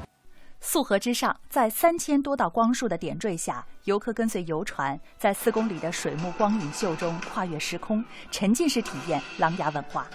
在颐和之上，当地用数字科技、水舞秀、声光电等多种创新手段，在两岸楼宇上勾勒出光影画卷，吸引了众多国内外游客前来体验。It is a very good experience. 这是一次很好的体验。在此之前，我们从没有体验过类似的项目，它被精彩地编排出来。临沂这座城市和今晚乘坐的游船项目棒极了。梦幻的水上演绎点燃了临沂夜晚似火的热情。岸上，国潮风格的建筑与现代元素相融合，历史人文与时尚潮流碰撞，也让不夜街区的每一个角落都充满了惊喜。13项行为艺术演绎轮番上演，沉浸式客厅喜剧融合了东西方风味的创意餐厅。漫步新琅琊不夜街区，夜游、夜宴、夜购、夜娱等多业态，吸引了不同群体来此游玩消夏。给到我们的这种视觉体验特别的震撼。如果是满分10分的话，那必须要打9.999分，剩余的0.0001分就给到它一个上升的空间。立足1城6河8水绕城城市水系，临沂打造灯火阑珊新琅琊不夜街区，夜话琅琊、行进式演绎等文旅新亮点。自运营以来，累计接待量突破800余万人次。山东台报道。好，这里是正在为您直播的看东方，稍后您将看到。运力趋于饱和，部分车辆日均接单不足20单，全国多地发布风险预警，提醒慎入网约车行业。菏泽青年翻唱歌曲走红网络，吸引大量游客到菏泽南站听歌，大批网红涌入扎堆直播，绽放叫停各类文娱活动。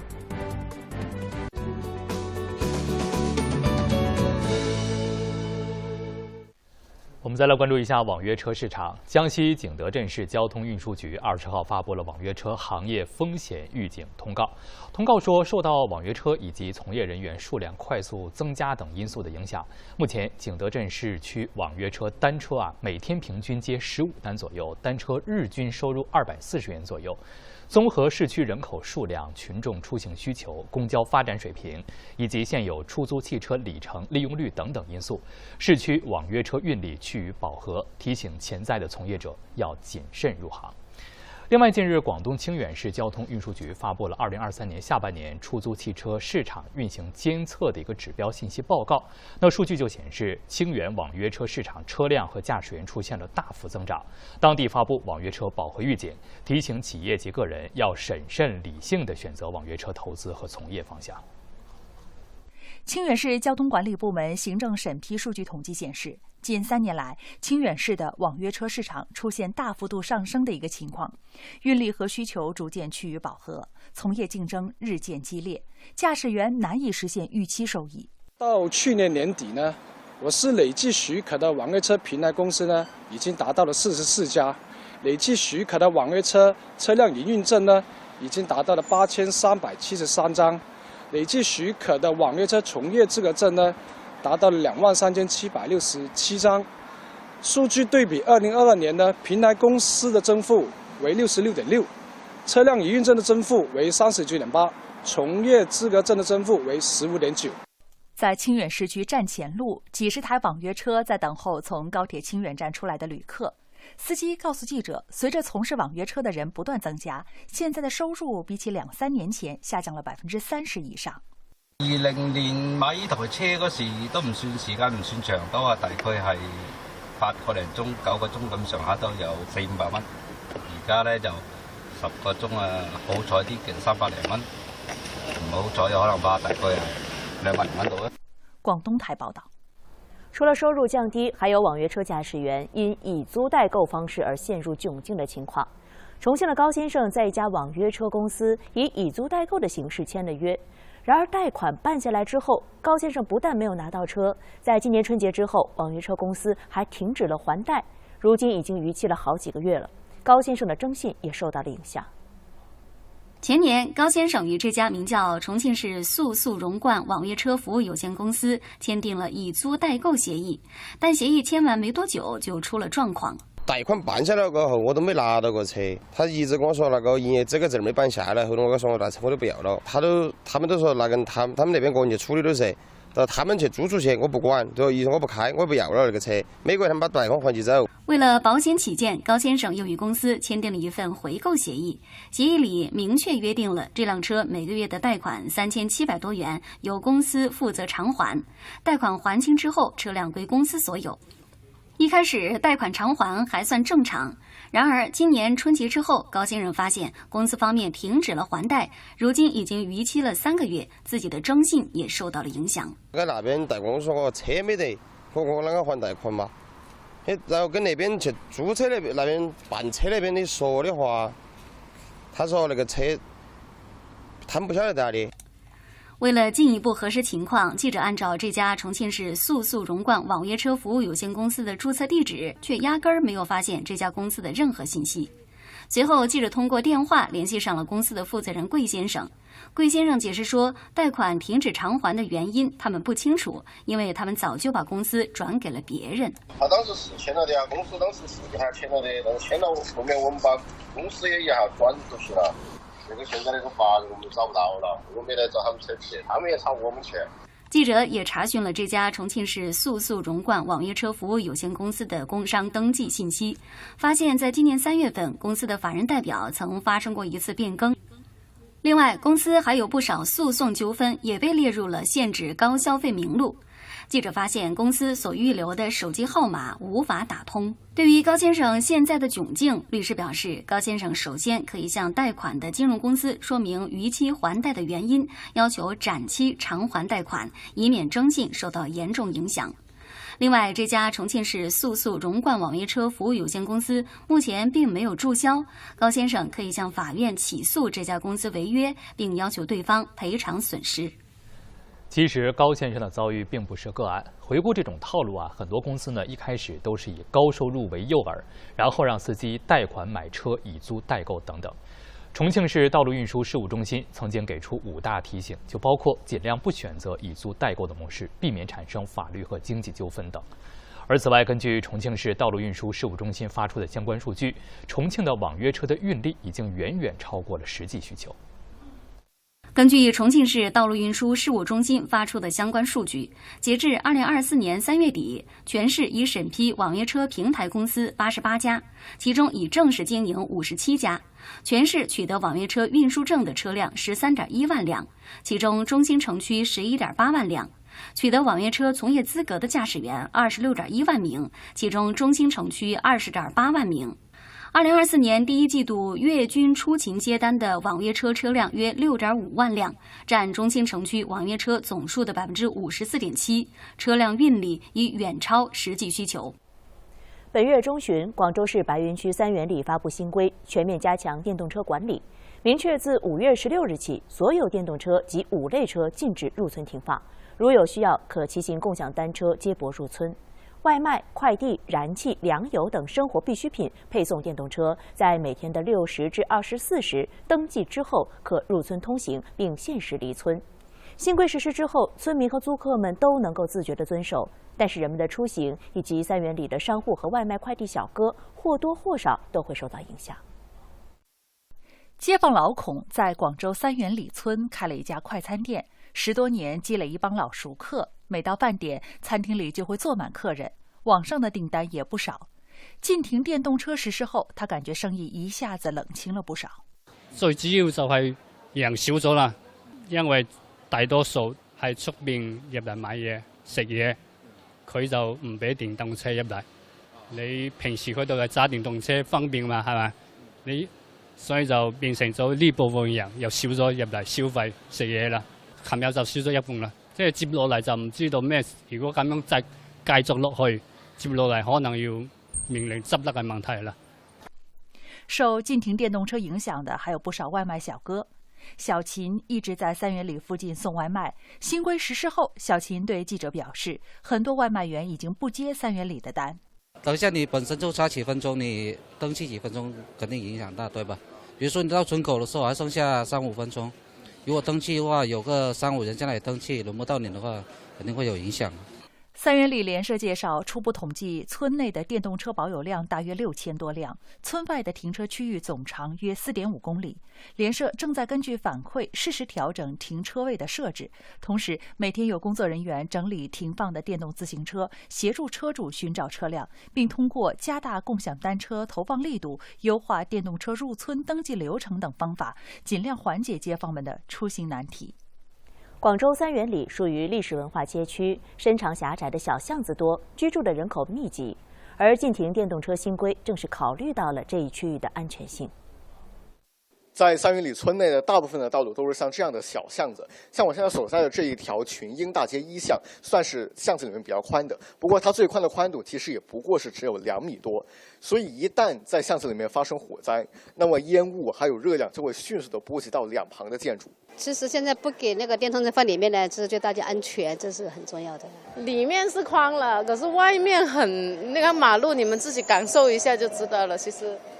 我觉得电动车越来越多，管理还是要规范一点。不过，有三元里村的商户表示，禁停令后，他们的生意明显下滑。他们希望村社能多方考虑，平衡利弊，对电单车禁停能够细化管理。可以整改，你可以进来自由，但是你说不准在里面停车充电，你晚上可以去检查，有的你可以拖走，再去罚款。那么对城中村治理啊，特别是城中村里面电动自行车又特别多，也存在着安全的隐患啊等这些问题呢，就是我们要加强管理，电动自行车要有个停车位，要进行很好的一个管理，但不能打压。我们再来看其他方面。近日，山东菏泽小伙子郭有才翻唱歌曲《诺言》，带火了菏泽南站。站前广场每天都会涌入超过40万人次的游客来听他唱歌。那各路网红呢，也是闻风前来扎堆直播。为此，菏泽南站发布公告，为了不影响高考，不再举办各类文娱活动。最近，一首由菏泽小伙郭有才翻唱的《诺言》在短视频平台爆火。因为唱歌吧是我的梦想，但是我的家庭原因，我那个上不起音乐学院。说实话，农村的小伙们，但是这个梦想呢还想坚持，就是在那个网上买了6块钱的教程。我15岁的时候，然后自己练的，自己沉淀的。5月10号，郭有才的粉丝还不到40万。到5月18号，郭有才的抖音粉丝量已经超过860万，直播间观看人次超过5200万，总点赞人数超过3亿。他经常直播的菏泽南站，早在2011年就停用，如今又开始人声鼎沸，很多游客专程过来听歌打卡，每天居然超过40万人次。当时呢，就是说在直播的时候也没人看，停下自行车，停下电动车，就看着听两句歌就走了。现在到现在是离山人外山人。为了接住泼天流量，菏泽当地连夜翻修路面、加装公厕、提供志愿者服务等，尽可能为外地游客提供更好的体验。这也让各地网红蜂拥而至来蹭流量，轮番直播，或唱歌或表演才艺，不仅造成交通拥堵，附近还有不少学校和居民区，市民生活也受到影响。同时，一些在菏泽南站直播的网红身着奇装异服，进行各色人物模仿和低俗节目表演，群魔乱舞的视频也引发网友诸多批评与质疑声音。对此，菏泽文旅局执法人员接报后来到现场，对低俗直播行为进行了制止。菏泽南站发布公告，鉴于5至7月春季高考、夏季高考、中考等考试集中，且菏泽南站附近学校设有考点，为给考生营造良好的学习生活考试环境，菏泽南站将不再举办各类文娱活动。目前，菏泽市表示，通过专班整治，周边环境已有所提升。东方卫视综合报道。20号傍晚，上海地铁8号线人民广场站的站台上发生了惊险的一幕：一位老人在坐地铁的时候突然昏厥，倒地不起。所幸有热心的乘客发现之后，第一时间找来了工作人员，一起将老人抬下列车进行急救。公共视频显示，当时一列8号线列车停靠在人民广场站，车上有热心乘客呼唤站台工作人员。原来车厢内有一位老人突发疾病晕倒在地，失去了知觉。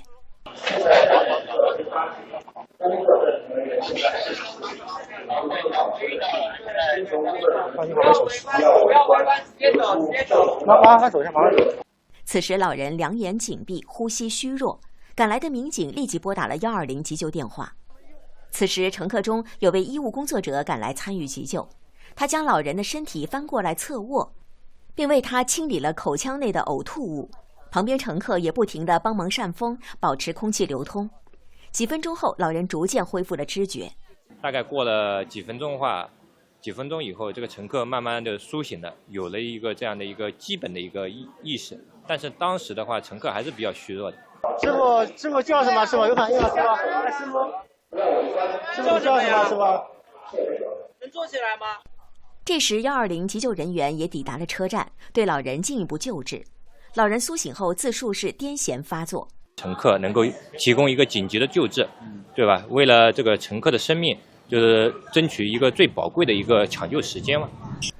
近日，在南昌市洪都高架解放路口一名家长为了节省时间，竟然将车停在了高架桥的网格线上，让孩子从高架桥上走下去上学。那2名小学生在车流当中行走，十分危险。事发时，正在路面巡逻的南昌市公安交管局直属2大队的民警胡杰，第一时间发现了2个孩子的身影。哎，小朋友，你们从哪下的？你们是刚刚下车的是吧？去哪里？那个下去。民警立即将孩子们带上警车，护送他们下高架，并安全将他们送到了解放路的一所小学。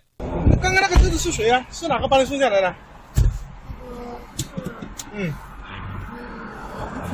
邻居是吧？就是他们，也要送去。你每天他就是这样把你送到这里，你们自己走下去啊？随后，民警立即展开视频研判，并迅速找到了驾驶员史先生。当时这个家长呢，他车上其实坐了三个小孩，这3个小孩是2个不同的学校。然后这个家长呢，他到了这个洪都高架的解放路口，就把他自己的女儿和邻居家的这个儿子，邻居家的一个男孩子，把他放下来，让他们2个是步行到学校去，然后他自己再开车带他自己的另外一个儿子到高新的外国语另外一所学校去，目的就是为了节省时间。民警对驾驶员史先生进行了批评教育，并对他在高架桥上违规停车的违法行为依法进行了处罚。好，下面请江波为大家带来这一时段的报天下。江波，好的，接下来一起进入这时段的报天下。近日有2份联合声明告知函在网上流传。北京的8家出版社和上海出版经营管理协会代表了上海的46家出版单位发出声明，说不参加京东618图书大促。那其实这并非是出版社和电商平台的首次冲突。图书行业对电商平台各种的打折大促这样的抵制，主要还是源于他们会觉得这样的行为会极大的扰乱了图书的定价，导致行业无利可图，甚至赔本赚吆喝。所以从这个角度来说，出版商抵制大促是有一定道理的。那我们来看一下澎湃新闻呢对此的观点是这样说的。其实呢，从某个角度来看，图书本质上它还是一个商品，降价促销至少在看起来是会给消费者带来福利的。不过，如果说一味的降得太厉害，又会对出版方确实有很大的影响。所以说这样的现状必须要引起双方的足够重视。当然，双方的矛盾也一定要避免愈演愈烈的趋势。因为这对双方来说都不一定是好事儿，无底线的价格战可能伤害到行业的根基，而消费者也不一定就见得可以最终得到真正的实惠。而对此呢，我们再来看一下另外的一个观点。现如今，在网络平台上，9块9包邮破价图书盲盒等等低价卖书的现象并不罕见。有从业者甚至发文直言说只会靠突破底线的低价竞争的互联网商业逻辑，其实是国人之耻。所以文汇报今天也刊登文章就说了，过去出版社参加电商活动一般呢还是有一定的自主权的，可以选择部分图书去参加促销，一定程度上保证了整体销售折扣在他们可承受的范围内。而这次我们看到平台强制所有的品种图书都要参加2、3折的这个促销，是难以接受的。业内人士认为了，书籍并非简单的商品，而是承载了知识、文化和情怀的。如果一味的去卷价格，图书行业创造的积极性、内容产出的高质追求，都恐怕会遭到严重的损害。那么在这样的背景之下，更切实的举措，或许是在主管部门协调之下，图书行业、电商平台共益共赢的方案，对书价进行适度灵活的调整，图书电商和出版机构之间重新去找到一个合作的平衡点，这才是最为稳妥的。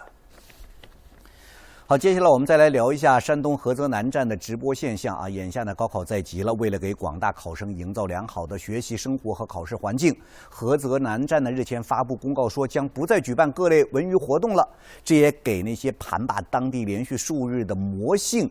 直播下了红牌，传递出了拒绝恶俗流量的态度。我们来看北京日报客户端的评论说，现在一些人呢不择手段的追流量成网红，想借打赏和带货轻松暴富。类似这样坐地生财的神话，尽管往往只是个例，但是却太诱惑人了，所以很多人呢都想成为那个个例。直播行业门槛极低，被视为无本万利，不问低俗庸俗，只问流量多寡，不问社会价值，只管出位与否，畸形的这个网红文化和造富方式愈演愈烈，对社会心态和风气是造成了极大的冲击的。流量崇拜、网红文化、注意力经济等构筑出了巨大的泥潭，让人沉迷，当然也带来了远比金钱崇拜更加严重的社会问题。算法应当秉持怎样的价值观？技术是不是应该要引导社会向上向善？这些问题必须要用行动来回答。守土尽责，清除毒瘤，刻不容缓了。我们再来看一下，对此，北京晚报呢刊登了文章说，菏泽南站连发2通公告，显然是看到了问题的严重性，既是实实在在的保障中高考学生的休息和考试，当然也是对群魔乱舞的主播们下了逐客令。面对不期而来的泼天富贵，菏泽的这一决定无疑是很艰难的，但是又是清醒而明智的。也就是说，城市再想火，也不能靠群魔乱舞，否则当前再大的流量，最后有可能都会反噬你。不是故作清高拒绝流量，也不是自视甚高排斥网红，而是不要低俗到无底线的流量，不欢迎为了流量什么都干的网红，这才是所有城市面对流量诱惑时应该要采取的态度。最后，我们再来看这样的一个内容。前面新闻说了，因为网约车增长迅猛现在多地呢已经开始发布慎入网约车行业的提醒了。光明论微信公号呢就指出说，网约车运力饱和，这恰恰说明从业者的数量增长现在已经远远超过了人们打车需求的增长了。之前因为从业门槛较低，网约车成了灵活就业的首选。但同时却也导致了一种矛盾局面的出现，那就是一边现在是运力过剩，竞争白热化，而另外一边呢，乘客的打车体验呢却不断的在下降。可见行业激烈的竞争并没有带来服务质量的提升。所以说，无论网约车平台还是驾驶员，其实现在最应该意识到的是，不规范的经营以及服务质量的下降确实可以起到降本的效果，但卷成本实际上是在牺牲乘客的打车体验，不至于竭泽而渔呀。好的，这时段报天下内容就这些，接下来把时间交给主播。好的，感谢江波。我们新闻继续。新加坡航空公司的一架客机昨天在飞行过程当中遭遇到严重的气流颠簸，随后紧急降落在泰国曼谷苏万纳普国际机场。该机场和新航确认，机上1人死亡，另有至少30人受伤，其中7人重伤。另据新航当晚发布的航班乘客名单，没有中国乘客搭乘该航班。当天下午3点45分左右，新加坡航空公司 SQ321 航班客机紧急降落泰国曼谷苏万纳普国际机场。该航班原定从英国希斯罗机场前往新加坡樟宜机场，但途中遭遇严重气流颠簸。24小时飞行雷达公布的数据显示，这架客机在3分钟内从11300米巡航高度急剧降到9400米，在这一高度停留不到10分钟，再次迅速下降，随后不得不备降泰国曼谷机场。机上共有211名乘客和18名机组人员。根据机场和新航确认，机上1人死亡，死者是一名73岁的英国籍公民，初步了解其有心脏病。เหตุเบื้องต้นคร่าวๆนะครับทราบว่าท่านเป็นโรคหัวใจก็อาจจะเป็นการสันนิษฐานจากทางหมอก่อนนะครับอยู่ระหว่างการชันสูตรต่อไปก็คือเราคิดว่าน่าจะเป็นเรื่องของการ heart attack ผู้เสียชีวิตเป็นสัญชาติอังกฤษนะครับอายุ73ปี有乘客告诉媒体，严重气流颠簸导致没有系好安全带的人头顶撞到机舱。新加坡航空公司表示，将为客机上所有乘客和机组人员提供所有可能的协助。新加坡总统尚达曼当天在社交媒体发文，向事故遇难者表示哀悼。根据相关客机网站的历史记录，涉事客机为一架波音777-300型客机，机龄16年，于2008年2月交付给新加坡航空。目前，新加坡交通部下属交通安全调查局正在调查这起事故。美国波音公司也已经就此事件与新加坡航空联系，并表示随时准备提供支持。东方卫视编辑报道。据巴勒斯坦通讯社报道，以色列军队昨天轰炸加沙地带北部和南部的多个地区，造成至少19人死亡。报道说，以军昨天密集轰炸加沙地带北部拜特拉西耶和加沙城等地区，造成包括妇女和儿童在内至少13人死亡。加沙地带南部城市汉尤尼斯和拉法多个地区遭以军空袭，造成至少6人死亡。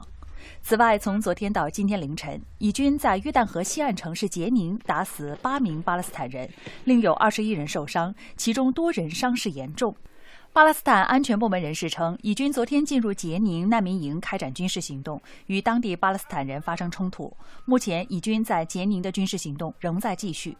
据巴勒斯坦加沙地带卫生部门昨天发布的数据，以军过去24小时对加沙地带的袭击共造成85人死亡，200人受伤。去年10月新一轮巴以冲突爆发以来，以色列在加沙地带的军事行动已造成超过3.56万巴勒斯坦人死亡，近8万人受伤。东方卫视编辑报道。当地时间21号，伊朗总统莱西及其他在直升机坠毁事件中罹难的官员的遗体从库姆省转运至首都德黑兰。在德黑兰麦赫拉巴德机场，伊朗政府内阁高级别军官等多名官员参加悼念活动。继21号上午东阿塞拜疆省大不里士市举行总统莱西的遗体告别仪式后，当天下午库姆省库姆市也举行了一场悼念仪式。同一天，联合国纽约总部将办起悼念遇难的伊朗总统莱西。根据伊朗政府此前公布的安排，首都德黑兰以及南呼罗珊省比尔詹德还将举行2场莱西的遗体告别仪式。随后，莱西的遗体将被转移至他的出生地马什哈德，并于23号在当地举行葬礼。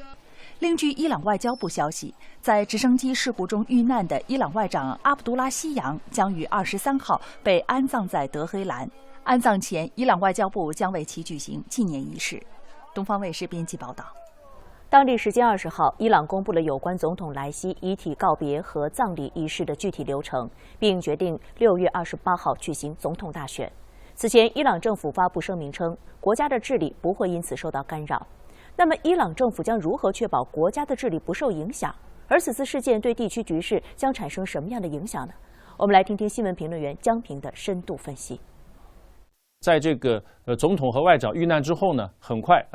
第一副总统就是做代理总统，那么相关的这个代理外长的人选也已经产生，这些都确保了现在的政府的运作是一切正常。当然，从伊朗的国家治理的角度呢，因为它整个的最高决策其实是由这个最高领导人哈梅内伊做出的，无论是总统也好，还是外长也好呢，都是这个哈梅内伊的一个决策的严格的一个执行者。所以呢，在这样的一个大前提之下，无论是从制度层面，还是从这个公众的这个舆论影响层面呢，都确保了伊朗的这个国家治理呢，目前来看是稳定的、团结的。这次直升机坠机事件的调查的事情的这个整个的走向，可能会对未来伊朗和这个外部的关系产生一些影响。因为就在这次这个事件发生之后，我们看到无论是以色列也是美国啊，都在对外发表一些相关的这个声音啊。以色列方面呢，首先说这个事情与我们无关，美方呢则说没有任何证据表明这是一起谋杀事件。因为从目前伊朗对以色列的关系处理的方式来看呢，接下来呢是要缓和一下这种紧张的气氛，而且从伊朗方面来讲呢，也并不希望在对以色列的这个事情上呢和美方进行一个全面的这种这个关系的紧张。那么至少从目前来看是这样。另外，俄罗斯总统普京21号表示，伊朗总统莱西生前是俄罗斯可靠的合作伙伴，并表示俄方愿意协助伊朗调查直升机坠毁事故。Действительно, это был очень надежный партнер, человек прямой, уверенный в себе, прежде всего человек, который руководствовался национальными интересами, но, конечно, это был человек слова, и с ним было приятно работать, имея в виду, что если мы о чем-то договаривались, всегда можно было быть уверенным в том, что договоренности будут исполняться. 普京是当天与俄罗斯国家杜马主席沃洛金会面时表示，沃洛金将代表俄罗斯出席莱西的葬礼。普京要求沃洛金向伊朗领导人转达，俄方将尽一切努力，确保俄伊关系继续朝着原先的这种方向发展。普京还表示，如果伊朗方面提出要求，俄罗斯愿意尽一切努力提供专家支持，以查明这场灾难的真正原因。东方卫视编辑报道。乌克兰总统泽连斯基昨天表示，乌军在哈尔科夫地区取得了一些成果，但是在顿涅茨克地区的局势极其艰难。同一天，欧盟批准用俄罗斯资产收益援助乌克兰。泽连斯基当天在例行的视频讲话中表示，乌军在哈尔科夫地区取得了实实在在的成果。不过，在东线顿涅茨克地区，乌军形势仍然极其困难，这里也是大部分战斗发生的地方。俄军本月10号重开哈尔科夫战线，从多个地点突入，短短几天内夺取多个村庄。乌克兰军队眼下依旧缺少炮弹和兵力，寻求招募更多新兵。泽连斯基多次敦促西方国家加快交付援乌武器和弹药。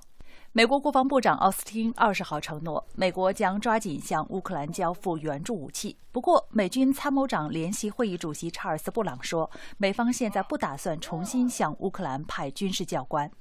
昨天，欧盟各国达成协议，批准将俄罗斯央行被冻结资产的收益用于援助乌克兰，其中90%的收益将用于乌军。据美联社报道，欧盟持有约2100亿欧元的俄罗斯央行资产，其中大部分被冻结在比利时。据估计，这笔资产每年可提供约30亿欧元的收益。有官员表示，首批资金可能会在7月份到位。对此，美国财长耶伦在接受采访时表示支持，并强调7国集团必须统一战线。东方卫视编辑报道。本周一，英国公布血液污染丑闻的调查报告。调查显示，这一丑闻不是意外，英国政府负有不可推卸的责任。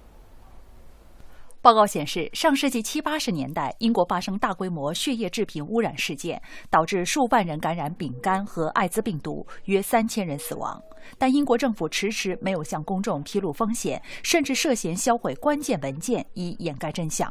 对此，英国首相苏纳克在下议院就血液污染丑闻向民众致歉。This is a day of shame for the British state. Today's report shows a decades-long moral failure at the heart of our national life. From the National Health Service to the civil service, to ministers in successive governments, at every level, the people and institutions in which we place our trust failed in the most harrowing and devastating way. 英国媒体此前认为，血液污染丑闻是英国国家医疗服务系统史上最严重的医疗事故。30多年来，一些受害者和民间维权机构发起独立调查，但调查结果都没有得到官方承认。政府方面始终没有正面回应这一医疗丑闻，没有任何机构站出来承认失责。绝大多数受害者及家属没有获得任何赔偿。2017年7月，迫于英国民间持续不断的压力以及各主要政党党魁联名请愿，时任首相特蕾莎梅同意对这一医疗事故启动全国范围内的调查。东方卫视编辑报道。连日来，印度北部多地遭遇到热浪的袭击，首都新德里连续多天的最高气温都在45度上下，而德里部分地区的气温甚至一度超过了47度，创下历史最高纪录。印度气象部门预计，未来的几天，印度北部地区仍将面临极端的高温天气，并且发布红色高温预警。富士山北麓的一座小镇是网红景点，但是过旺的人气呢，让当地居民是不堪其扰啊。当地政府在今年登山季来临之前采取了行动，拉起了一道黑网，将山景屏蔽了。在日本中部山梨县富士河口湖町一家便利店对面，工人们用一排金属杆固定住宽2.5米、长20米的黑色网布，以阻挡游客聚集拍照。富士山海拔3776米，地处山梨县和静冈县交界处，一般每年7月1号到9月10号开放登山，吸引登山客超22万人次。而富士河口湖町位于山梨县南部，富士山北麓，坐拥山色湖景，向来是热门景区。但居民们抱怨，自从那家便利店门前成为网红打卡点后，游客乱扔垃圾、乱停车、闯红灯、不在规定地点吸烟等问题，搅乱当地人生活秩序。当地官员表示，拉网之举实属无奈。虽然4月就对外透露这一打算，但由于手续问题耽搁一些时日，直到昨天才开始施工。今年赴日外国游客增多，3月和4月入境游客均超过300万人次，创单月纪录。为限制人流，山梨县从本周一开始运行新的网上预约登山系统。东方卫视编辑报道。现在是北京时间的8点56分。下面让我们看一下今早值得关注的一些最新消息。为实施积极生育支持措施，上海市医保局会同人力资源社会保障、卫生健康部门印发通知，将取卵术等12个辅助生殖类医疗服务项目纳入医保支付范围，自今年6月1号起执行。上海市医保局透露，这项惠民政策实施后，预计每年可为参保人员减轻负担约9亿元。中央气象台预计，今天开始至25号，南方地区的雨势将持续减弱，范围缩小，以小雨或中雨为主。但在海南、广东、福建、浙江等地的部分地区，仍有大到暴雨过程。海南东南部、广东东部沿海、福建南部沿海局地将出现100到150毫米的大暴雨。中国深圳国际文化产业博览交易会将于明天开幕，届时超12万件文化产品和4000多个文化产业投融资项目将在现场进行展示与交易。截至目前，共有6000多家政府组团、文化机构和企业线上线下参展。参展企业中，龙头文化企业机构占比达80%以上。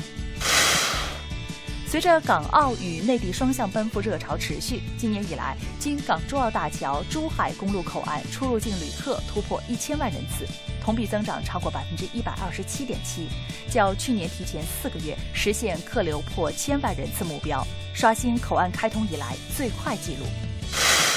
我国在酒泉卫星发射中心使用快舟11号遥4运载火箭，成功将武汉1号卫星超低轨技术试验卫星发射升空，卫星顺利进入预定轨道，发射任务获得圆满成功。此次任务还搭载发射了天雁22星、灵雀3号01星。沙特航空集团宣布将购买105架空客飞机，这将是沙特有史以来最大的一笔民航飞机订单，交付将于2026年开始，一直持续到2032年。美国有线电视新闻网报道称，这笔交易对空客的主要竞争对手波音公司来说是一次打击。受接连不断的航空事故等影响，波音今年以来股价大幅下降，目前正面临多项调查。好了，各位，以上就是今天的看东方给大家带来的新闻早餐。感谢您的收看，再见。再会。